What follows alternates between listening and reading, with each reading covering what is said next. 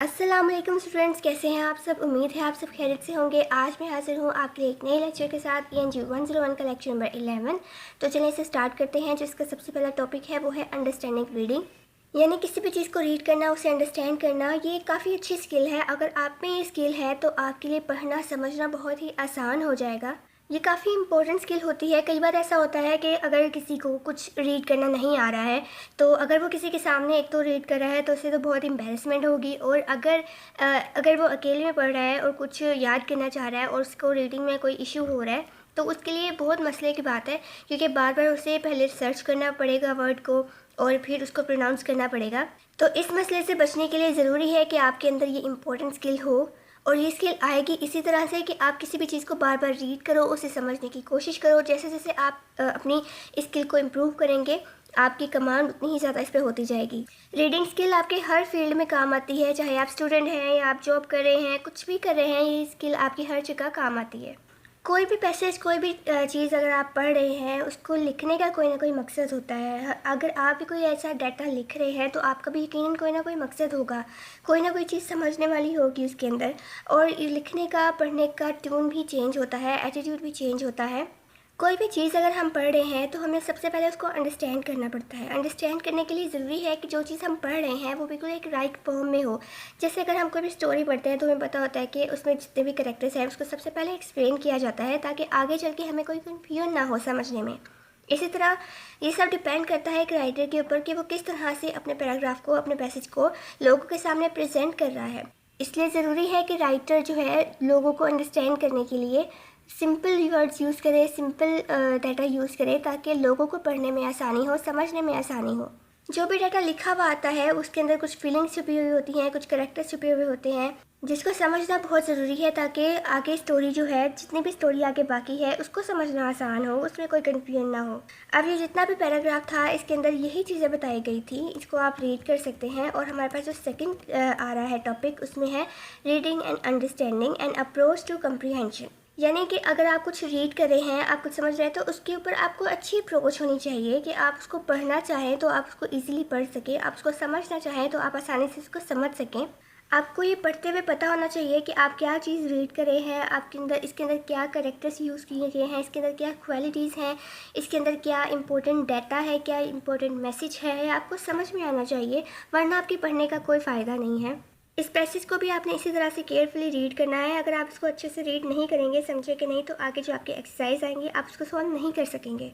जैसे ही आप पैसेज को पढ़ लेंगे उसके बाद जो आपका टॉपिक आ रहा है वो काइंड्स ऑफ क्वेश्चन है। इसके अंदर ये है कि आपको कुछ क्वेश्चंस दिए जाते हैं रिलेटेड टू द पैसेज। जैसे ही आप पैराग्राफ को पढ़ेंगे तो आपके सामने ये जो डाटा आएगा, इसके बाद आपको समझ में आ जाएगा पढ़ने के बाद कि आपने ये चीज़ें पढ़ ली हैं, आपको ये चीज़ें समझ में आ गई हैं, और फिर आपको ये भी समझ में आ जाएगा कि आपने किस तरह से एक्सरसाइज को फॉलो करना है।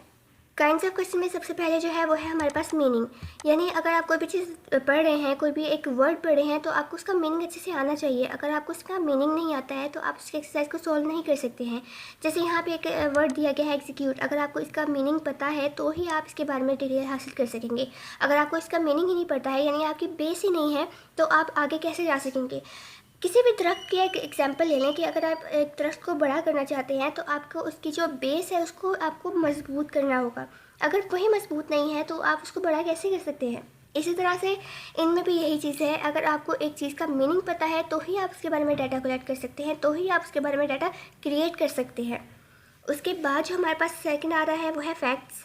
इनमें वो चीज़ें आ जाती हैं कि आप जो चीज़ पढ़ रहे हैं उसमें उसकी हकीकत क्या बयान की गई है। जैसे कि अगर आपने कोई स्टोरी पढ़ लिया, कोई नावल पढ़ लिया है, उसके अंदर आपने कुछ करेक्टर्स पढ़े हैं, आपको समझ में आना चाहिए कि ये करेक्टर्स क्यों यूज़ हो रहे हैं, इनका क्या काम है, ये काम क्या कर रहे हैं अंदर, इनको किस लिए यूज़ किया गया है। आपको ये सारी चीज़ें, ये सारी हकीकतें पता होनी चाहिए। अगर आपको ये समझ में नहीं आएगा तो आप उसका स्टोरी का एंड कभी नहीं जान सकेंगे। उसके बाद जो हमारा सेकंड है, थर्ड है, वो है रीडिंग बिटवीन द लाइन्स। इसमें आपको ये चेक करना पड़ता है कि आप जो भी नावल या जो भी स्टोरी, जो भी ऐसे कुछ भी पढ़ रहे हैं तो आपको पता होना चाहिए कि इसमें जो राइटर है वो आपको क्या कहना चाह रहा है। वो कभी भी कोई भी चीज़ डायरेक्टली नहीं बताता है। जैसे आपने कुछ नावल पढ़े होंगे उर्दू के, तो अगर आपने उसने कोई बात बतानी है तो वो शुरू से बिल्कुल डायरेक्ट नहीं बताएगा। वो पहले उसकी खसूसियात बताएगा, उसके बारे में पूरी डिटेल बताएगा और फिर मेन मकसद पर पहुँचेगा कि मैं ये कहना चाह रहा हूँ। बिल्कुल इसी तरह इसमें भी है कि वो लाइन बाय लाइन आपको समझाने की कोशिश कर रहा है। बिल्कुल इसी तरह यहाँ पे भी है कि वो लाइन बाय लाइन आपको समझाने की यहाँ पे कोशिश करता है, जिसको आपको समझने की ज़रूरत है। इसी के साथ यहाँ पे कुछ एग्जांपल्स भी आपको बताई गई हैं कि अगर वो किसी चीज़ के बारे में बात कर रहा है, जैसे कि अगर वो टैबलेट्स के बारे में बात कर रहा है, तो वो डायरेक्ट इसकी बात नहीं करेगा। पहले इसके नुकसानात, इसके फ़ायदे, इसकी सारी चीज़ें बताएगा, इसके बारे में थोड़ी सी डिटेल बताएगा और फिर इस मेन पॉइंट पे आएगा। यहाँ पे उसका एटीट्यूड शो करवाएगा, उसका बिहेवियर शो करवाएगा, उसकी सारी डिटेल शो करवाएगा और फिर एंड पे बताएगा कि ये क्या मकसद था इसको यूज़ करने का। और इसके बाद जो हमारा टॉपिक है वो है मेटाफोरिकल लैंग्वेज।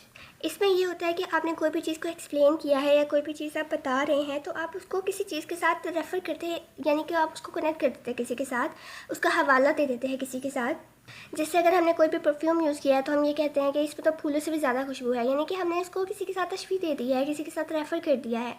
यानी कि इसमें किसी भी चीज़ को समझाने के लिए कुछ इशारे दिए जाते हैं, जैसे कि आपने उर्दू में भी पढ़ा होगा, किसी भी एक चीज़ की क्वालिटी को बताने के लिए किसी दूसरी चीज़ का रेफरेंस लिया जाता है, उसको कनेक्ट कर दिया जाता है। वही बात यहाँ पे बताई गई है कि जब भी कोई राइटर जो है वो किसी चीज़ की क्वालिटी बताना चाह रहा है किसी चीज़ को रेफ़र करके, तो वो इसी लैंग्वेज को यूज़ करता है। अब उसके बाद जो हमारे पास टॉपिक आ रहा है वो स्टाइल का। अब ये स्टाइल भी बहुत ज़रूरी है किसी भी राइटर के लिए। अगर वो स्टोरी लिख रहा है, कुछ भी लिख रहा है, उसके लिए स्टाइल पिक करना बहुत ज़रूरी है।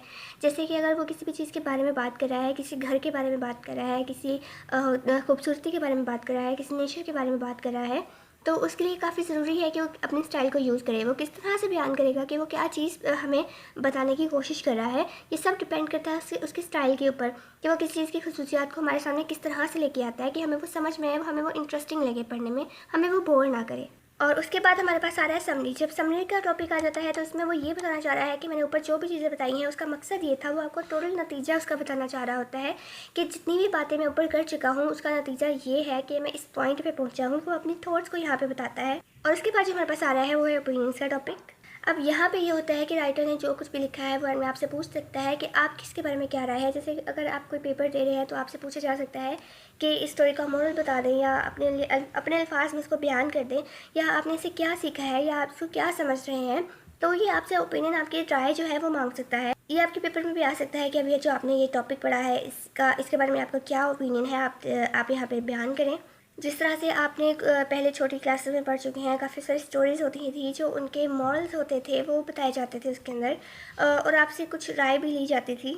आपके टीचर्स जब आपसे सुनती थी तो आपसे पूछती थी कि हाँ आपने क्या सीखा इससे।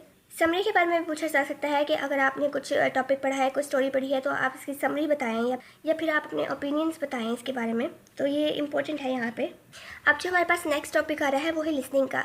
अब जैसे आपने रीडिंग के टॉपिक को पढ़ा है, जितना ज़रूरी वो है उतना ही ज़रूरी ये वाला टॉपिक भी है। यानी कि अगर आपको कोई टॉपिक दिया गया है, आप उसे अच्छे से लिसन कर सकते हैं, सुन सकते हैं, तो आप उसको समझ भी सकते हैं, और समझने के बाद आप उसको अच्छी तरह से रीड भी कर सकते हैं, आप उसको अगले बंदे को भी समझा सकते हैं। तो लिसनिंग स्किल जो है वो भी बहुत ज़्यादा इंपॉर्टेंट है किसी भी चीज़ को समझने के लिए।